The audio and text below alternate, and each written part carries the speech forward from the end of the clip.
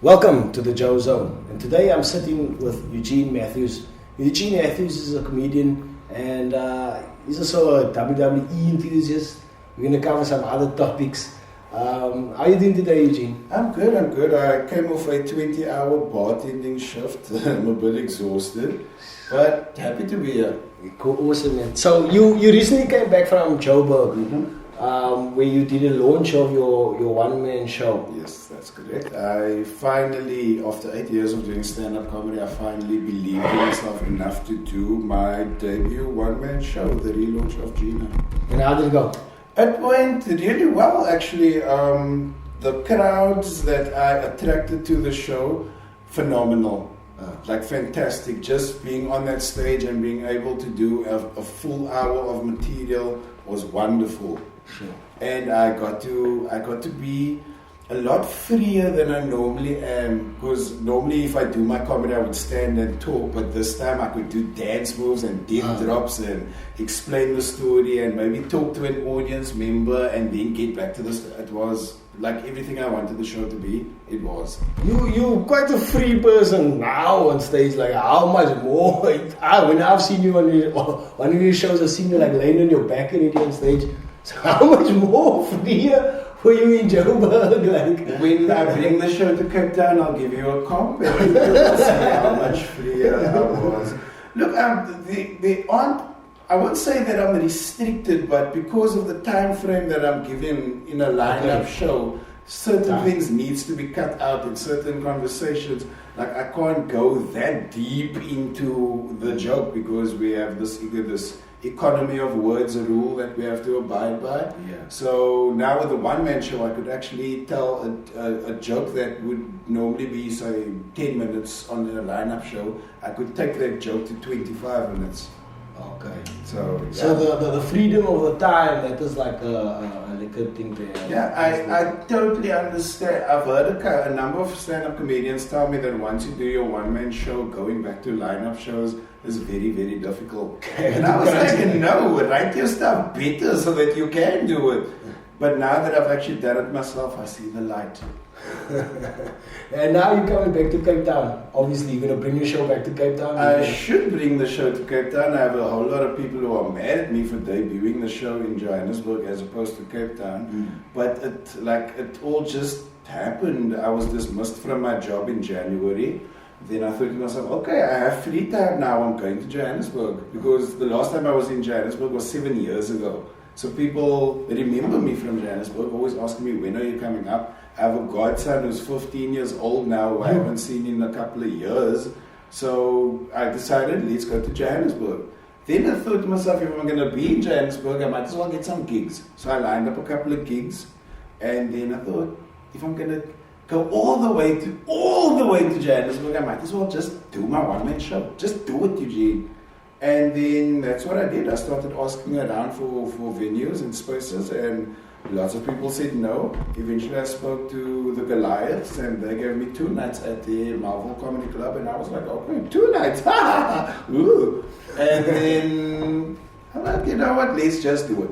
Like, this is my year of just do it. So did it, very happy I did it, and now, say maybe from next week onwards, I'm going to start sending out emails for the venues that I would like to use for the show.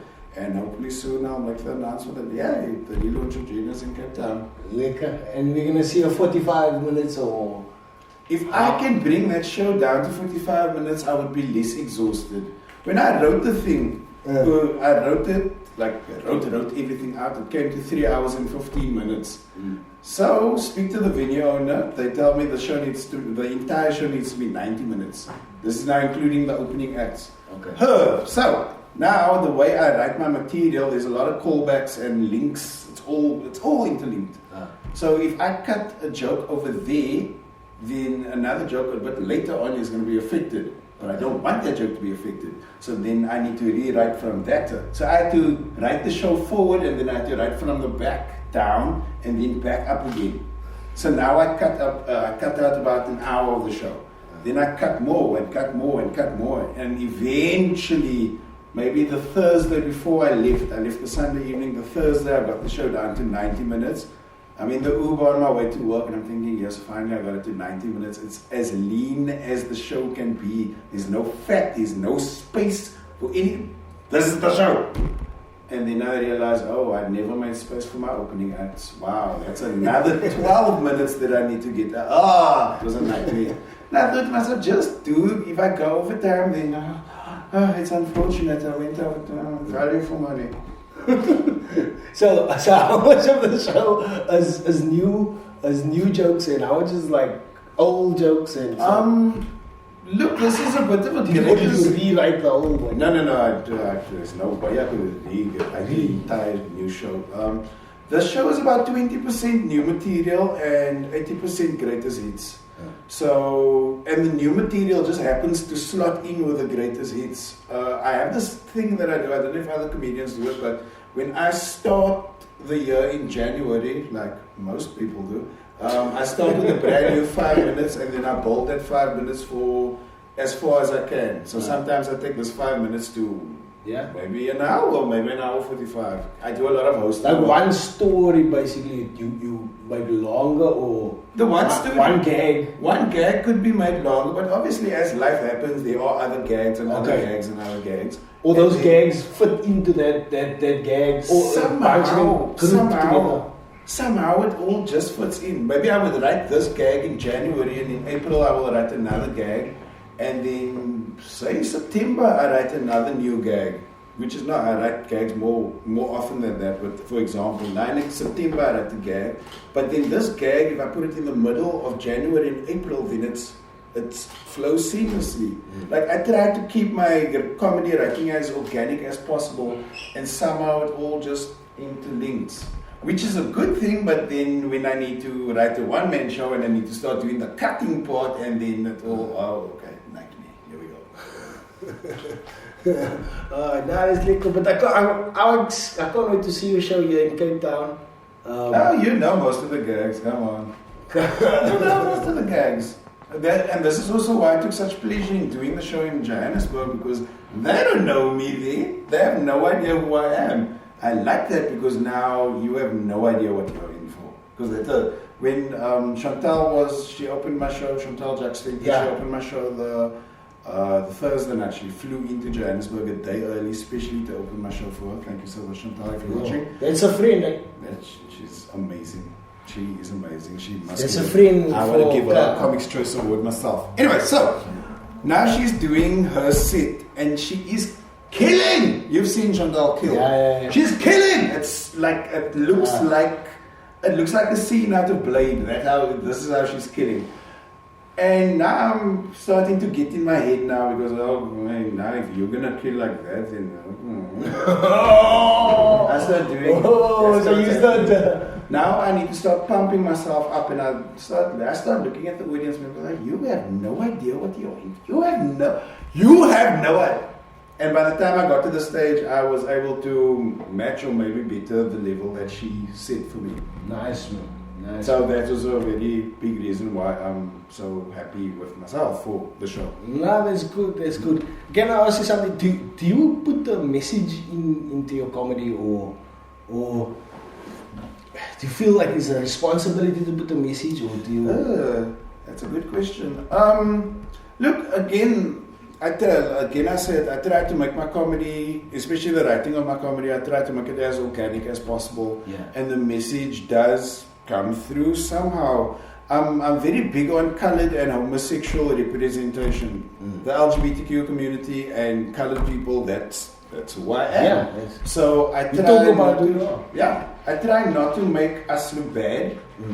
I try to, like with all my comedy, there's always been this underlying sense of, this underlying theme of, we are all the same, we all go through the same stuff, obviously on different levels, but yeah, that is the thing. Again, I try to keep it as organic as possible, and then the message comes through eventually. And obviously everybody will get a different message from it, just hoping, but I just hope that they get the message that I'm trying to put across. With my one-man show, my big focus, the big message, like the theme, the tagline, I had this in my mind since maybe high school: you are enough. that is just the thing that I want. That's the message I want to bring across to people. And I tell my story on stage, and hopefully by the end of it, people will get that. Even I, through all my circumstances that I've been through, yes, I do make it funny, but I've had a pretty hectic childhood. So I used comedy to get through a lot of the issues that I have faced. And at the end of the day, the message, the big message at the end of it is, you are enough. That would be my answer to that question. Yeah, you see, that is dope. You're enough. I see. That's a powerful message. That's a message that needs to get comedy is powerful. So, Eugene, how did you get into comedy? Wow. After a couple of years of basically drifting, because when I left high school, I took a gap year, worked. The year thereafter, which was 2002, I went to study journalism. Because at Pentic. At Pentic. That time it was Pentic, is now Cape Peninsula University of Technology, our whole campus. Studied journalism because in my head I wanted to become a motor journalist. So the course there is very hard news, or at the time it was hard news orientated, and I cannot write hard news to save my life. If for example, if I had to describe what the girl was wearing, instead of saying she was wearing a blue t-shirt, I would say she was wearing a cerulean t-shirt with studs and talent. Everything just had a creative twist to it, and hard news is fast. Yeah. So journalism. I failed that. I failed my major. They told me to take a year off and then come back the year after that, which would be 2004, if you still want to pursue journalism. So I took another year off, worked. 2004, I went back to go study journalism, and a month into that course, I was like, this is really not what I want to do. I just don't want to do this. Like, I would love to be a motor journalist, but I need to do it in a more creative space, and hard news is not me. So I dropped out after a month, and then had a couple of jobs. At one stage I was a DJ Mathews, I was with coffee. Didn't get booked because of the name.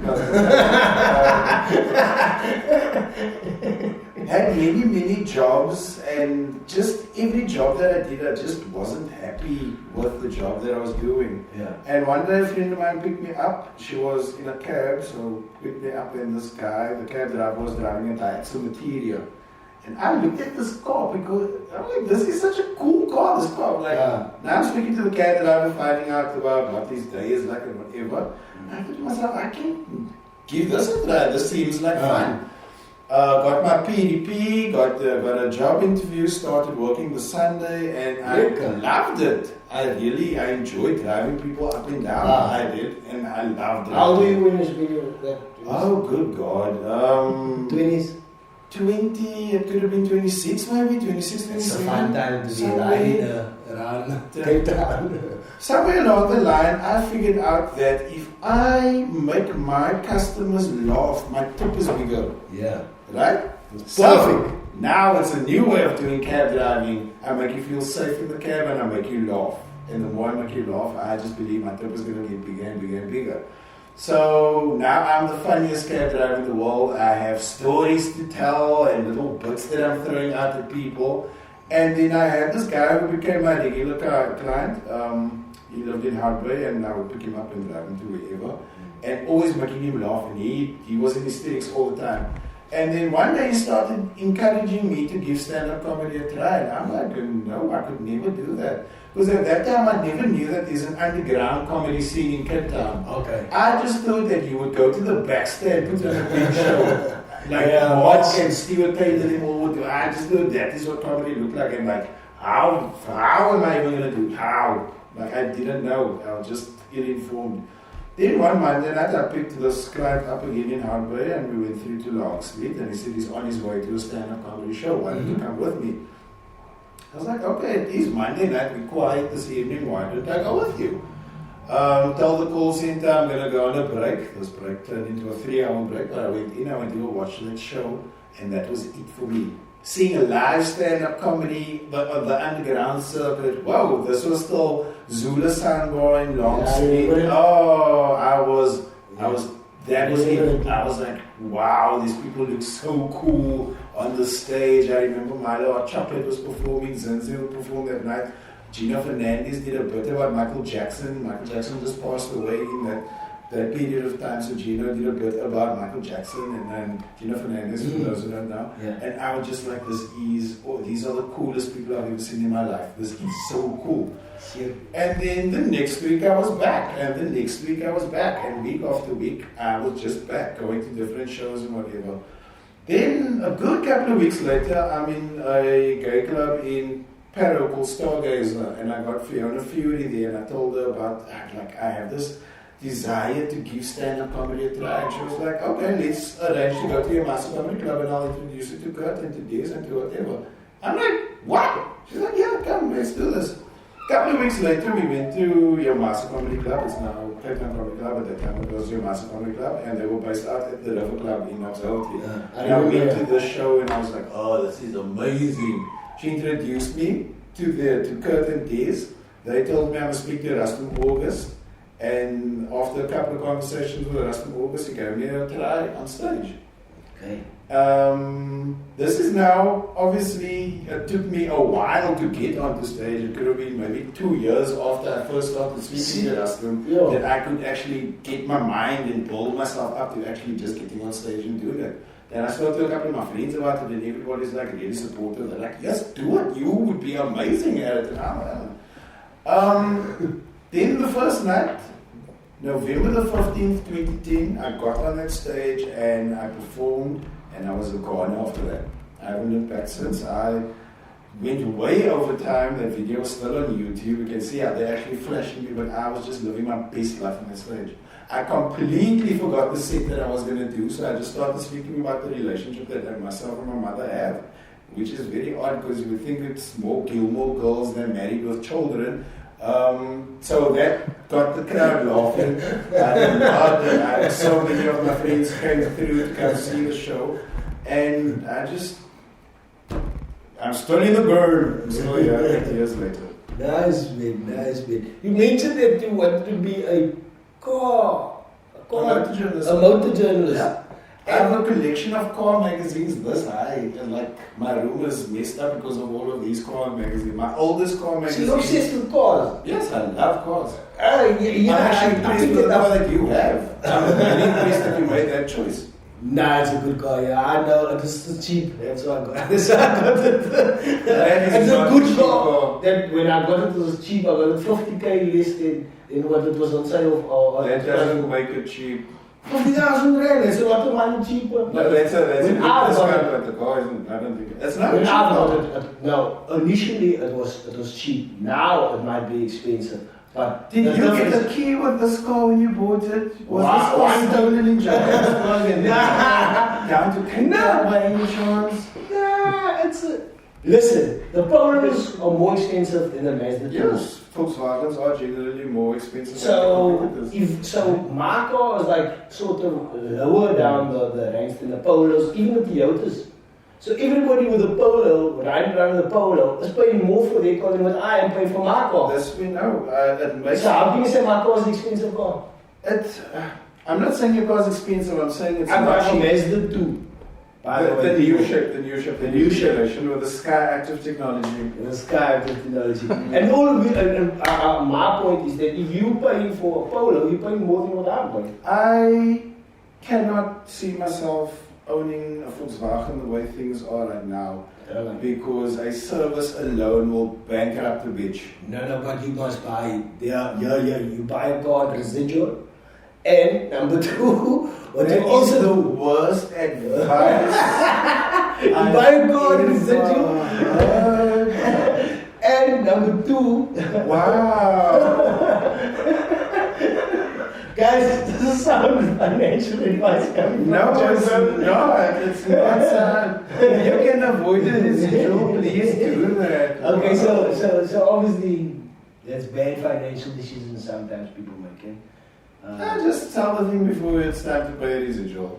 But you see, the service plan, you try to keep it in the service plan. Yeah, of course. When it goes outside the service plan, then it's a problem. Nowadays, buying a car without the service plan is just a bad idea. But eventually the service plan runs out. Or maybe something breaks and the service plan doesn't cover it.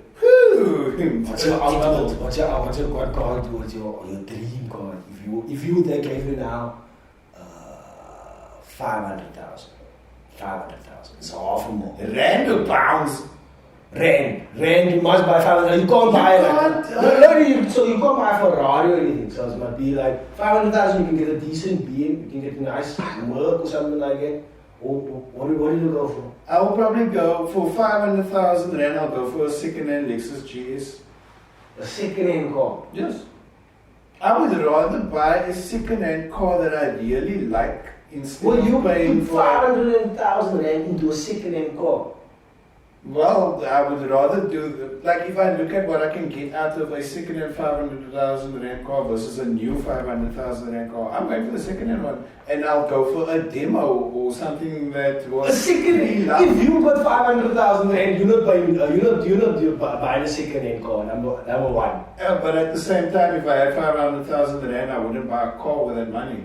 I would never spend that amount of money on a car. I am too cheap to do that. If you got the money, I would still not do that. I work with a lot of charity organizations. I'm talking about this, but I work with a lot of charity organizations and I do fundraising for different organizations. With that 500,000 Rand, you know the amount of good I can do. I can buy 100,000 Rand, yes. And then I give that money, there you go. I can help my cousins get through college with that money.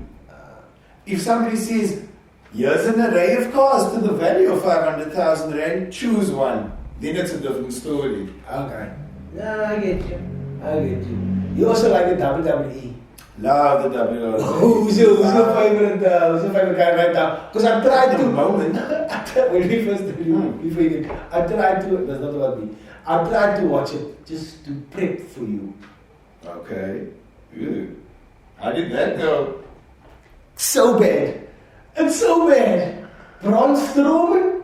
Really? These guys were like not good like this. But okay, who do you like? I'm a fan. My favorite wrestler right now is an Irish dude called Finn Balor. I love him. I saw that, bro. He's cock sexy. Oh, Jesus. Isn't he a bit pale? No, that's Sheamus. You're talking about Sheamus. I'm talking about Finn Balor. Finn Balor has a tan. He has a tan and he's beautiful and he's athletic, he's fun. I follow him on Instagram. He's my favorite Instagram account. But why now, the way you talking now, why are you following this dudes? I thought you following him for the athleticism, but now you say... he's the package. He ticks off all the boxes. He's funny, he's a good wrestler, he delivers well. Yeah, he delivers. Basically, when the WWE went off ETV, it moved over to DSTV, which means they play it live. Watching the live episodes versus watching the cut into an hour episodes is completely different.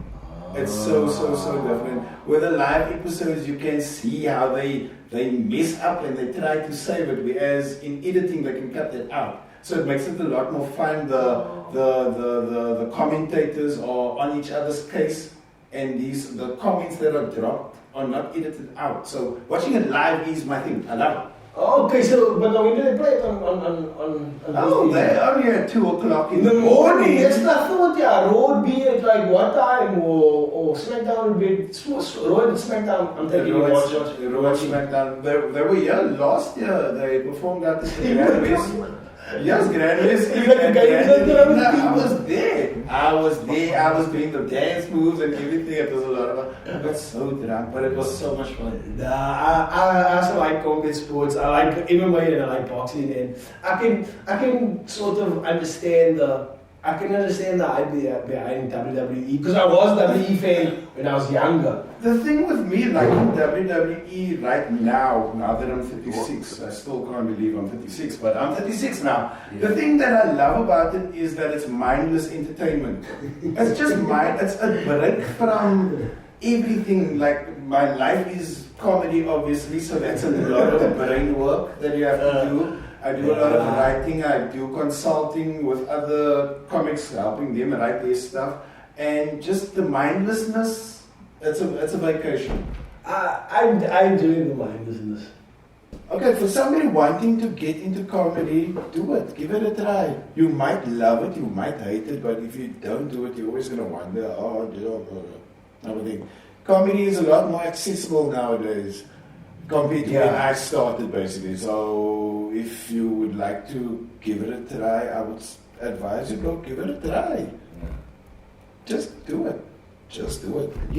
But like, if you said this to me already, like if you like part of the majority, like a colored male like me, there's quite a lot of us walking around on the comedy scene, and we do join the scene. Like, and that person is saying, you must be obviously good, but if you like a what did you call it? Not a unique act, a different type of act that can offer something different, right? A fringe act. A fringe act. You will probably rise up in the ranks better, quicker. That's a bit of a blanket statement because I'm asking. I don't know because for me it's something I ask myself. It's like, there's a lot of me's around here, but I can be an individual. No, you are an individual. Yeah, but we all talk about the same things. Does it matter to have individual spec?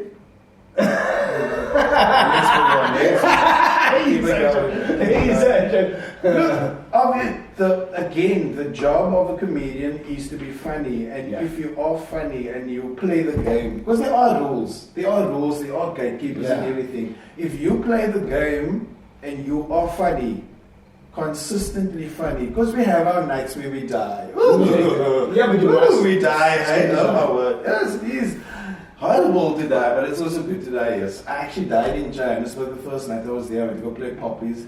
Before you 2 nights before my show. 2 nights before. It was the most mortifying death I've ever been through. And I don't die often. But that night, that crowd was having none of it. And then if I had to now give up on this whole thing, and then I would have squandered my opportunity at my one-man show, which made me feel really good. So basically you just pick yourself up again, and then you go on. Again, as a stand-up comedian, the job is to be funny. And after being funny, you will get recognized for being funny, and opportunities will come your way. Yeah. It's just about being present wherever the gigs are happening. Yeah. Be present, try to go to as many as you can. Because I don't do gigs all the time. Well, when you can. I mean, nobody is superhuman enough to be able to go to all the gigs all of the time. Everybody has their financial constraints and families and jobs and all these other things that they need to do. Yeah. Try to go to as many as you can, whether you're playing or not. Just try to be there and hang out with the guys and talk to them and ask their advice and blah, blah, blah. It's such a big, it's a game. This is literally Game of Thrones. And you are now the lead character in this Game of Thrones thing. So you need to negotiate your way through the mines and the dragons and the... I don't know what other words. So there you go. Do you see yourself like one day being on the biggest stage? Do you foresee? Do you have it? Look, I've never I have this very strange relationship with fame. I have a very weird way of dealing with fame. It makes me uncomfortable. A couple of years ago, I used to be a co-presenter on a TV show on CTV called Tax Division. I remember. Sorry, Philando was the lead presenter. I was the news anchor, and then I built my role into co-presenter, right? Mm-hmm. Then fame started getting into... The show started picking up traction, people started recognizing me. Then it started getting intrusive, where people would phone my mom, phone my house phone, and tell my mommy how drunk I was in the jaw last night. That gets awkward. You can't just go to because you know and figure out how people's watching what you're doing. Yes, people are watching what I'm doing. I would go to Pick n Pay to buy a chocolate. Do you also shop here now? Like, yes, we shop at Pick n Pay. I've shopped at Pick n Pay for as long as I could afford to shop at Pick n Pay. If I couldn't afford to go shop here, I'd shop at ShopRite. What's the issue? Like, just the way people started regarding me started changing, and it made me uncomfortable to the point where I walked away from this TV show. And to this day, I still have this weird there's weirdness about fame. Actually, myself and Yasin Barnes were driving to Saldanha maybe last month or the month before that, and we got into such a conversation about fame and the horrors of what he needs to deal with, especially with the job that we do, stand-up comedy. People treat you weirdly after you do well on stage. Because now it's like, hey, this starts happening, and then men will try to out-funny you. Like, but I'm not on stage right now, so I have no reason to be funny right now. Can I just be normal? Can I be Eugene now? You mind if I'm Eugene? No, but you must have like... They expect you to always be on, like. Yeah, they expect you to always be on, and I don't have a list to be on all of the time. Can I just be me now? Another... I get it. I see what you get in it. I have many jobs, right? Yeah. Or shall I say many forms of income. Anyway, so I bartended at this at the bar which is down the road from my house. And when I started there, nobody knew that I do stand-up comedy. And I was living. This is the best in the world. I love this. Nobody knows. Obviously my boss and my colleagues know about it, but nobody knows. I'm just a barman. When people started finding out about me doing stand-up comedy, things changed. Things changed, and I'm like, okay, this is what it is. So now, obviously, because I like the job, I actually really love working there, I now have to take it to my stride and now handle everybody in a certain way. And I'm like, why am I handling people? I'm just supposed to pour you Spice Gold. What are you why is this a thing? So I would love to do the big stages. I've done a couple of like big crowds, and I loved it. I loved it. The energy that I give them, they are giving me, and they're laughing for the stupid thing that happened to me over the weekend that I've just managed to turn into a bit. That interaction I love.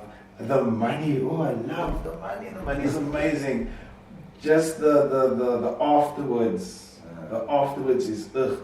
There was one evening when myself, Mark Lottering, Jason and Donovan Goliath, and a couple of other comedians, we all went to Mitchell's in the Waterfront of the Cape Town Comedy Club. And now we're sitting and chatting, we're sitting and talking. Do you know how every single person that walked past Mark Lottering wanted to talk to him and take a photo? It gets so intrusive. Fame gets so intrusive that you can't just do what you want to do. And I like the fact that people don't really know who I am and I can still do what I want to do. Mark can't do that. If Mark really wants to be free, he needs to go on a holiday to another country. Whereas, aren't you supposed to be able to enjoy your own city? Yeah, true. I get what you're saying. I have this weird feeling that what is it? It's a saying that something like you fear your own greatness or something like that. Oh, I don't fear my own greatness. I really don't. You don't? Especially after doing my one-man show, and it took me years to believe in myself enough to do it, right? So now I did it. I'm like, okay, this is the thing. I can take the show as far as possible and blah, blah. I can tour with the show. I can maybe sell it to wherever, maybe hopefully get it on a TV channel somewhere along the line. That is fine. That is absolutely great. I see my potential. I'm going to get there. The other side of the coin is that I'm a bit iffy about. Yeah, I know what you mean. But it's almost, I'm trying to put it to you. It's a good thing, but it's a bad thing as well. And you understand that it's one of those, be careful what you wish for, you might just get it. Yeah. Look, Can I tell you also something? Like, you went to Pentec, I also went to Pentec at the same time. At the time that you went there, I went there. And I knew you were. Because you were already that big personality, right? Okay. Yeah, you're a big personality. Oh, I'm trying to remember 2002. Yeah, you got to remember me because I was a kid on the campus, right? For all this time, you did comedy and stuff like that. Your big personality has still come out to the forefront. It's almost like I feel, this is my view, when I look at you sometimes it's like, this bruh, he's headed that way, but he's almost so, I don't know if he's scared. I don't know if he's scared or something like that. That's maybe or he doesn't know it, or he's scared. I don't know what it is. Maybe it's a matter of he's headed that way, but does he want to go that way? I don't know if it's that, yeah. I know he's going that way, but is he hesitant or is it? It's almost like I'm not putting it like putting it right. There's a poem where we fear our own greatness. I don't know what the poem is. It's in a movie or something like that. That is some research that you've done for the Joe Zone. I love it. I don't know, but I know we fear our own greatness or something like that. What's that movie? Coach Carter, Google it. Coach Carter, yeah. Joyce. How do I put this? Get the thing from impressment, the poem, just so that I can establish a point for you. That if I can, may I? The great thing about me being at this age that I am at now, I am more firm in what I want. And I'm also more firm in what I'm not going to put up with. So in order for me to not put up with certain stuff, I need to not do certain stuff, right? Like you can't go to a party where everybody's sticking and then expect everyone to stop sticking. Maybe you can not be at the party. Get out of that party. Don't do that. Don't be there. Don't be there. Don't be there. Mm-hmm. So, yes, I love performing. If I can just perform and get paid to perform, wonderful. If I could sustain myself, which I am actually, but I make in a bigger way, great. But now to really make money, fame needs to come into play. Your social media and where you are spotted. And all of that happens. All I want to do is get out of my bed, get on stage. Not that the bed is next to the stage, but get out of bed and get on the stage, perform, get paid, go home. That is what I would like to don't do. work like it. If you want the big money, you want the money that's going to sustain. Money can happen. I have my relationship with my.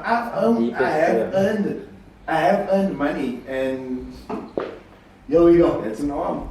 Our deepest fear is not that we are inadequate. Our deepest fear that we are powerful beyond measure. I'm not afraid of that at all. I don't know. Again, I say it's a matter of I would like to do what I would like to do. And if there are certain things that I don't have to do, then I'm not going to do it. Like, let me break it down as simply as I can. I prefer driving an automatic car. I don't see why I'm a strange case. And you're supposed to like cars, but you prefer to drive an automatic car. I will drive a manual car, but I prefer to drive an automatic car. Look, if you're going to give me a Lamborghini Diablo with an automatic transmission, it makes no sense. Obviously. Right? But if you're going to give me a Yaris with a manual transmission, then why can't I just do them automatic? Imagine I give you a GTI Golf Mark 2. Mm-hmm. What transmission do you want in there? You only get one transmission. No, but I'm saying, the VR6s they used to make in automatic and that's not Mark 2. VR6 is Mark 3. I think VR6 and the GTI are 2 cars. But anyway, I think they did make a Mark 2 in automatic. It was never available here. But okay, so our point is again, I'm boiling it down. My preference is to drive an automatic car. Because I enjoy automatic cars, and nowadays the way gearboxes are designed and everything, that car, it's like your brain and the gearbox are connected, so the thing is always, right? The two is always matching. Yeah. But that is me. I am old now and I've been through some shit, so I know what I like and I prefer to do that. Anyway, it's been an awesome debate / talk. We're going to have part 2 of this. We have topics to cover. We're going to cover more topics, but thanks for coming on today. We've got, I think, a few 15-minute segments. We're going to smash it together and make something nice. I look forward to it. Thanks for coming on. Follow me on Instagram, Eugene _Mathews. There we go. Safe.